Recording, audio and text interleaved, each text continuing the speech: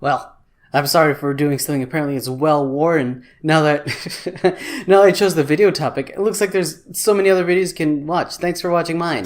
So I'm taking a little break from isekai shows just to talk about, actual literal fantasy. So for those of you that aren't familiar, or you're used to the rest of my videos where everything is an anime, fantasy is a genre where there's a bunch of dragons and magic and swords and sorcery, but there's no person that drops in from our world who works a desk job. That's easy to understand, right? That's The Eye of the World. Book 1 of the Wheel of Time series. It's not that old. It's a lot newer book than I was expecting when I was reading it, because that's the great thing about fantasy books. Like, they could have been written whenever. I was reading this, I'm like, I wonder if this was made in the 60s or the 70s. Look at those big sleeves. What are those costumes? It looks like they're wearing costumes. I've been completely curious about classic fantasy because, when I think about it, I'm like, there's a bunch of well-worn tropes and they're all the same. I haven't read anything more than Lord of the Rings. What am I talking about? And I feel like a lot of people have this same kind of dismissal of fantasy, that they're all like the same, they're all boring, they're all prophecy driven. Well, this one is prophecy. There's this kind of deconstructionist desire when it comes to anything that's like, I want to take this apart, I want this world but dirty, and I want there to be sex, and I want there to be killing, and I want I want there to be sacrifice. Like, there's this desire to, like, tear apart tropes of fantasy things without even, like, reading it. Like, I have not read very many fantasy. I've read a lot. I've read quite a bit. But I haven't read it to the point where I think it's boring or trite or repetitive, like any part of fantasy. And I know I haven't read that much fantasy because when I go into here, there's a bunch of ideas that I can only connect to Dragon Age, the video game, and I just see a lot of roots in what Dragon Age thinks. And the darker things that Dragon Age did, like, was done in this book, and I'm like, oh, that's silly. There's all the same kind of words, but they're in different things. There's warders, and there's the blight. There aren't goblins, but there's trogs. There's a prophecy and a chosen one, but we don't really get... That's the other thing that I dove into this book. Understand how these books can be so big. I look at novels that are 1,000 pages, or it's a 600-page novel, and I always look at these huge fantasy books. Why? How? Ooh. I'm very intimidated by these large page numbers. How can someone read this? And further, how can someone write this and go through several drafts of it? And it seems nuts to me. Like, after this, I want to dive into, Robert Jordan's writing process and how he makes these things so big. There's this urge to subvert fantasy and make it something else, even though I don't know directly what fantasy is. We just have this impression of what fantasy is, with wizards and knights being chivalrous and a lot of people talking about honor and a bunch of boring junk like that. Like, that's a fantasy, and they're going to fight against the evil one.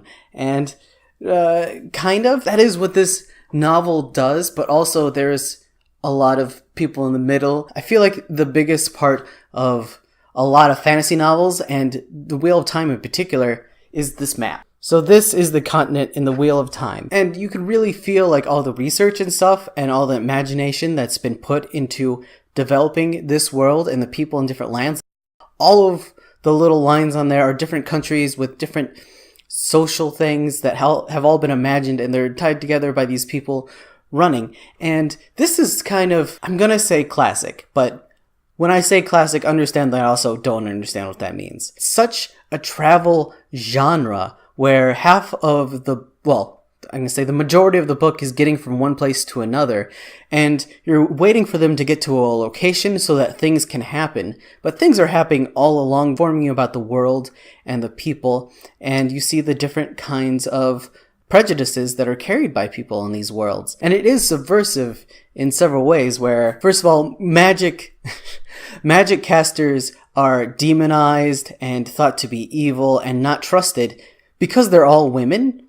That's not a mistake. That's amazing. I kind of wish this book came out earlier, but in that women are the only people that can safely control and cast magic because men go insane, so they stop men from casting magic as soon as possible. And there's this idea of gentling, which is cutting off a person's, cutting out a part of a person's brain so that they can't control magic or have connection to the channeling magic power, is an idea they also used in Dragon Age, which is nuts. I'm going to talk about Dragon Age so much. Like, Dragon Age is the other fantasy thing I am in touch with. It's nuts. Every country has an army, every village has their own customs, and there are even forces that don't belong to a country.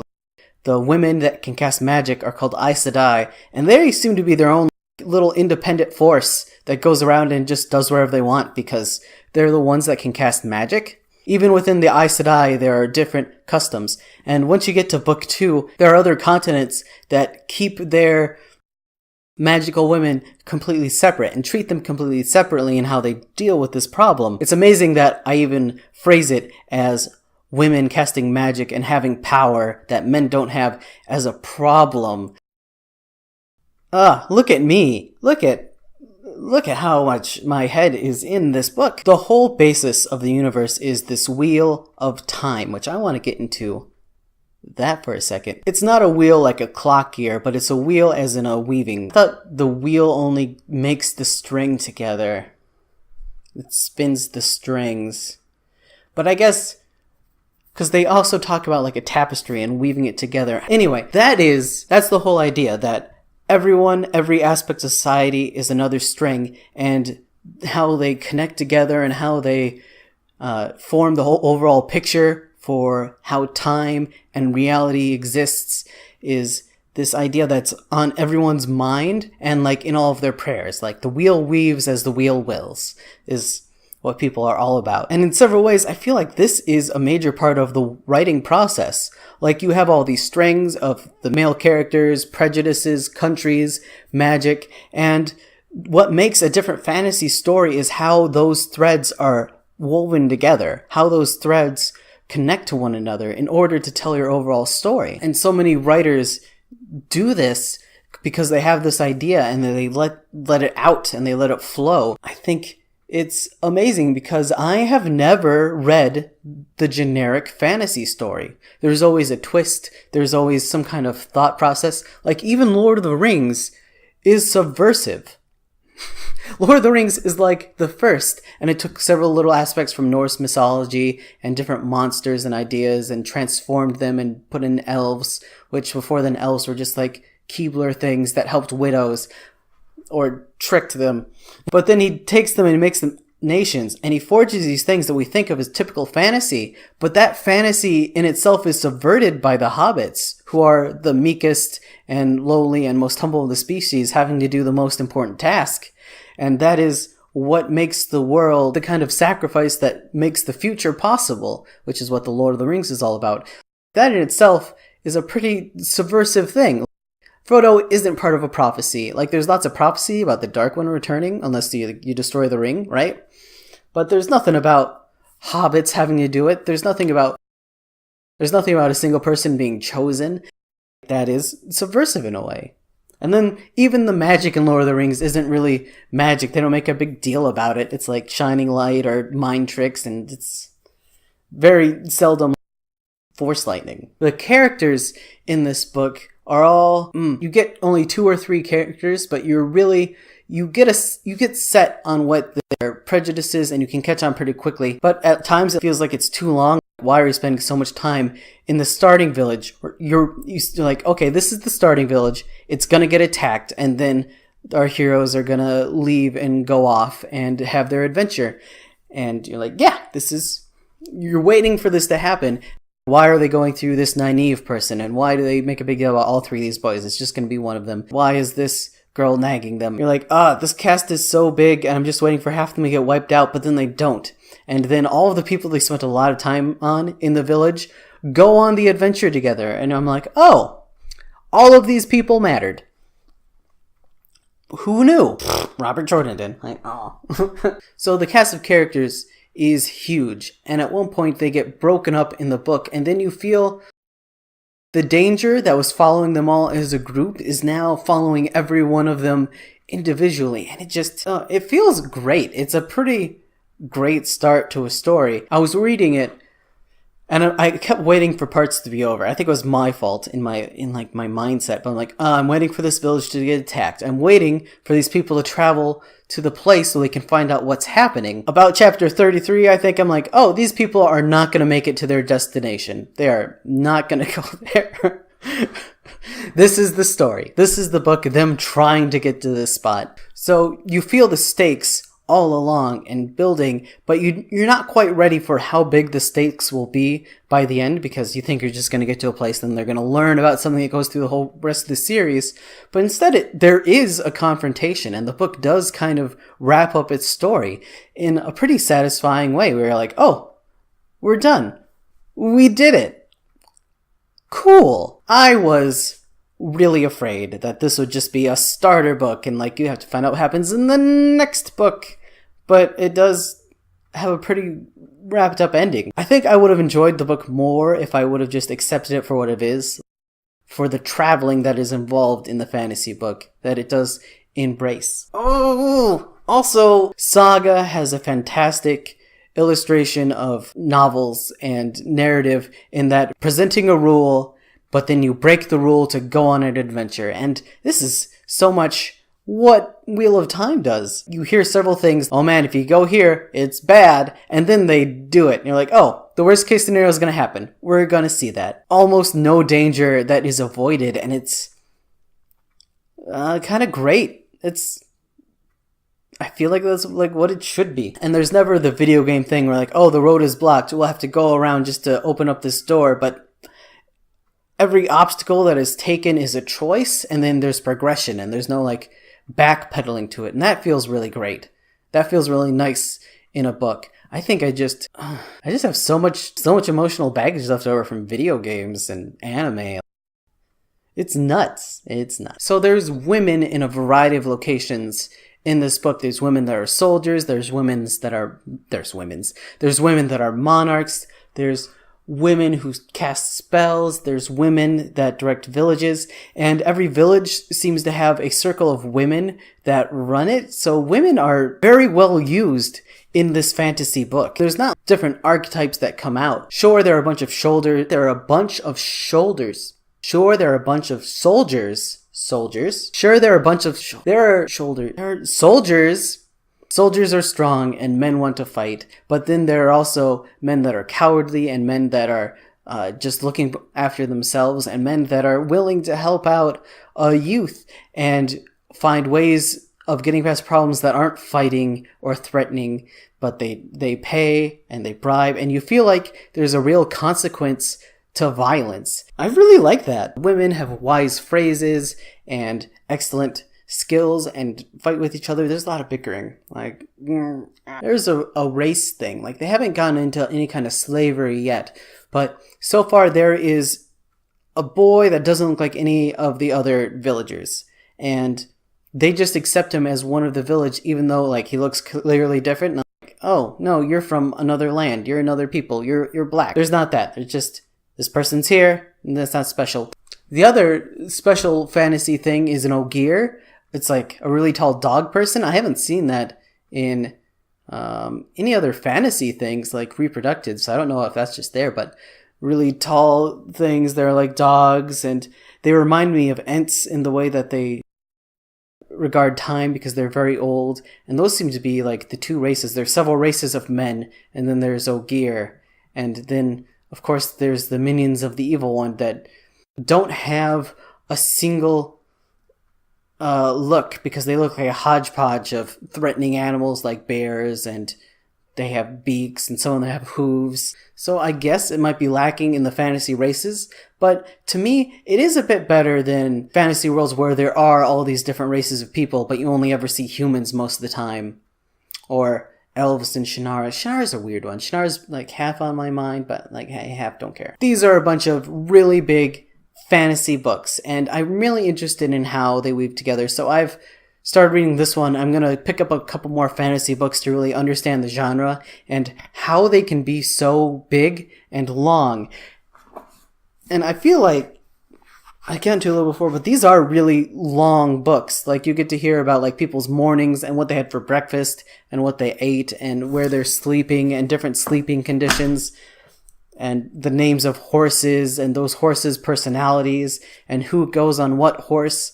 Like, there is a lot of detail where you feel like the morning, night, noon of how they're traveling. They truncate a lot of it, I'm sure, because you have to, and they did. Like, they'll mention a couple weeks and how someone got by for all those days, but now they're low on money. So it isn't the worst, but there's a lot of details in who goes where. And this one does pretty okay with filling it in with information or the characters learning or growing or working on their skills in some way before obstacles come down on them. The Wheel of Time series has 14 books or something.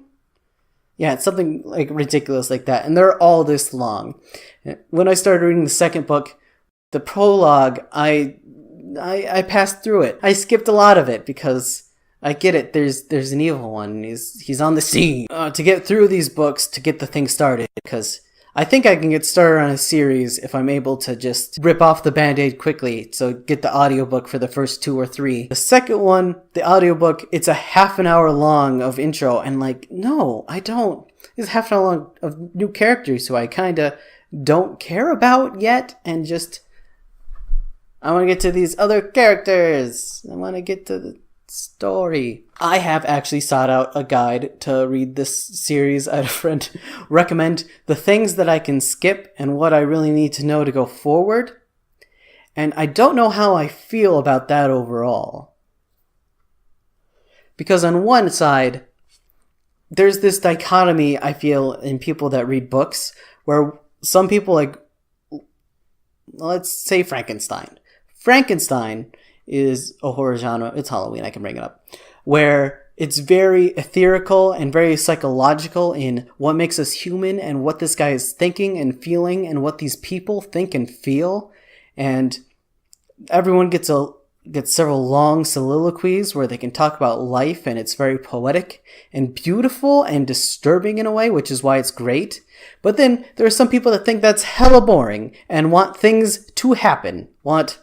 They want there to be laser cannons and they want descriptions of invasions and fights and status quos being constantly changed and shifted.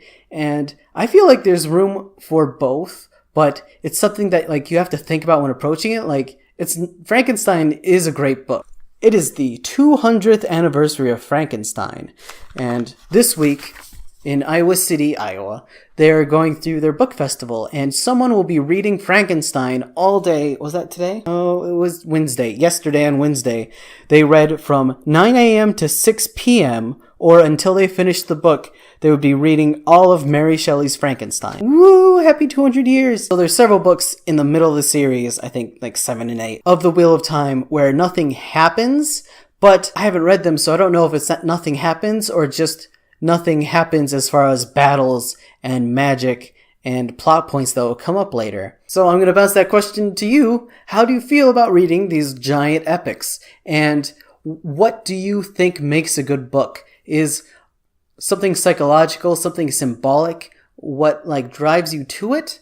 Do you find that interesting, or do things need to capital H happen in order to keep you interested, and then the other things just drive it in and make it color, and the other things just color it in and give it a good flavor text? Because to me, the symbology behind the things that happen are, I feel like, what really makes a novel worth reading and worth reading over again and understanding and thinking about. And the things that capital H happen aren't necessarily a great thing. Oh man, wasn't it fantastic when that guy that doesn't exist killed 12 more guys that don't exist with a super laser gun boomerang? Yes, but also that doesn't affect my life or how I think about the world. See, there's the difference there. So what do you think? How do you approach it? Like, subscribe, comment. I told you about the comment. And I have a Patreon that we can keep up and be friends.